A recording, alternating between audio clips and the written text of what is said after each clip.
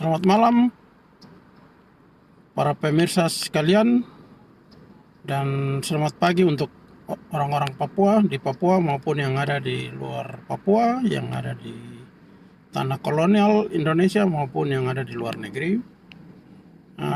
Sekarang saya mau tanggapi sedikit mengenai isu yang Indonesia mau bilang perundingan dari Menko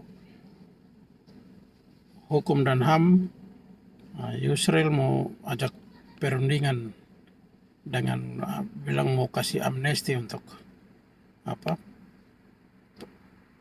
Untuk pemberontak OPM katanya begitu. Jadi saya mau jelaskan bahwa WPLO dan TPNPB tidak akan berunding atau berdialog dengan orang Finlandia satu itu, Juha Kristensen kakak itu. Si kampret dia itu yang tipu rakyat Aceh untuk perundingan baru Aceh tetap ada dalam Indonesia. Dan kita sudah tahu itu arahnya. Dan Indonesia juga sudah bahwa orang Papua pura-pura berjuang luar negeri nanti dititip di dalam untuk dalam perundingan itu. Dan ya saya juga tidak tahu tapi itu menurut perhitungan kita dan prediksi kita ke arah situ. Dan karena ada orang pejuang Papua di luar negeri yang memang dititip sama Indonesia, itu sudah terbukti dan dibiayai sama Indonesia, digaji. Dan bukan hanya di luar negeri tapi di dalam Papua pun juga sama saja. Mereka ini nanti dimasukkan dalam perundingan itu. Dan dulu pernah musyawarah besar di Jayapura bentuk jaringan damai Papua dan tunjuk juru runding. Nah, di sini kita bisa tarik satu garis dan kita harus hati-hati untuk berunding dengan Indonesia nanti ujung-ujungnya jatuh pada seperti Aceh punya pengalaman. Dan memang orang-orang Papua ini yang dipasang ke luar negeri untuk seakan-akan jadi pejuang Papua supaya rakyat percaya mereka, Indonesia tunjuk mereka yang berunding, ya sudah selesai, Papua ada dalam Indonesia. Jadi untuk itu TPNPB dan WPLO kita tidak akan terima itu. Itu perundingan omong kosong namanya. Kalau berunding di dalam markas PBB sini boleh, kita buat perjanjian untuk Indonesia kalau keluar, kamu tidak punya hak untuk mengatur kita punya nasib. Ya, kita sendiri yang punya hak. Bangsa manapun di muka bumi ini tidak punya hak untuk atur orang Papua punya nasib. Hanya orang Papua sendiri yang punya hak untuk atur dia punya nasib. Dan dia harus bangkit dan memimpin dirinya sendiri. Sekalipun engkau memiliki marifat pekerjaan tinggi tapi tidak akan bisa pimpin orang Papua. Dan terbukti Kesultanan Tidore keluar. Belanda masuk, keluar. Jepang masuk, keluar. Sekutu masuk, habis itu keluar lagi, serahkan ke Belanda lagi. Belanda pegang, terus keluar lagi, masuklah ke dari Indonesia. Dan itu sudah dinubuatkan di dalam nubuatannya Pendeta Isa Kene tanggal 25 Oktober 1925 di Miai Wondama. Dan itu akan terbukti bahwa ke dari ini Indonesia akan keluar lagi karena mereka caplok Papua melanggar hukum. Papua ada di daftar dekolonisasi tapi dipaksakan dipindahkan dari administering powernya secara paksa. Jadi itu melanggar aturan hukum dan Belanda juga persiapan orang Papua untuk menentukan nasib sendiri. Jadi tetap akan keluar. Dan untuk amnesti bodoh itu tidak ada itu mungkin TPN palsu yang nanti terima itu. Amnesti dari Prabowo itu. Kalau pejuang Papua yang palsu boleh mungkin nanti terima amnesti. Kalau yang murni itu no way.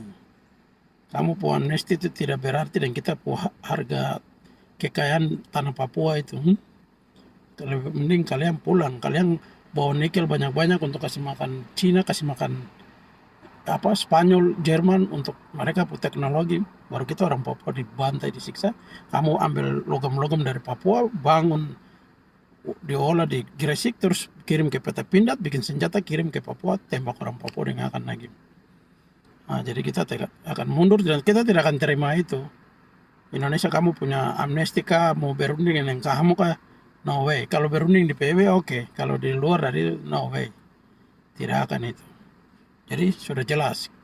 Kita pernyataan sikap dari WPLO dan TPNPB tidak akan terima itu. Perundingan Abu Nawas dengan Juha Kristensen, orang Finlandia omong kosong itu.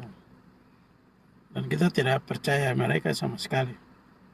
Jadi sudah jelas. Dan Papua hanya butuh tinggal satu langkah lagi selesai Indonesia. Yaitu cari satu negara sponsor. Dan negara sponsor ini yang kita akan masuk ke salah satu komisi di Majelis Umum PBB untuk proses. Jadi tinggal satu langkah lagi cari satu negara sponsor untuk kita bawa masalah Papua ini ke dalam komisi, salah satu komisi di Majelis Umum untuk dibahas kembali. Proses dekolonisasi Papua yang gagal ini dibuka kembali, ya sudah, ketahuan lah Indonesia caplok Papua. Nah, nanti dibuka kembali proses Trikoranya melanggar hukum internasional, PPRA-nya juga melanggar hukum internasional karena referendum palsu itu dilakukan oleh orang Indonesia yang jumlahnya 625. Orang Papua cuma 400, tapi dibuat dengan senjata dan lebih dari 800.000 orang Papua tidak ikut. Itu melanggar piagam PBB tentang self determination yang disebut dengan referendum itu, hak penentuan nasib sendiri itu. Dan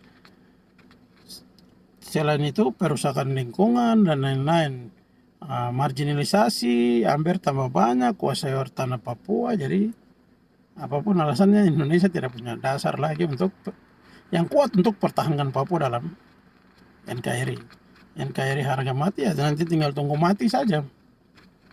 Papua tetap harga hidup dan nanti akan merdeka, akan keluar. Jadi jelas, tetap masyarakat Papua tetap semangat dan kita maju terus sampai kita dorong ini kembali ke Majelis Umum PBB. Kalau ya syukur kalau ada orang Samaria yang murah hati ya bisa bantu supaya kita bisa percepat dapat negara sponsor supaya September ini masalah Papua bisa dibahas di dalam agenda sidang umum, supaya selesai. Dibuka kembali arsip-arsip di dalam markas PBB bahwa Indonesia salah melanggar hukum internasional. Jadi demikian, tetap semangat dan kita maju terus sampai Papua merdeka. Tidak ada yang lawan lagi. Merdeka.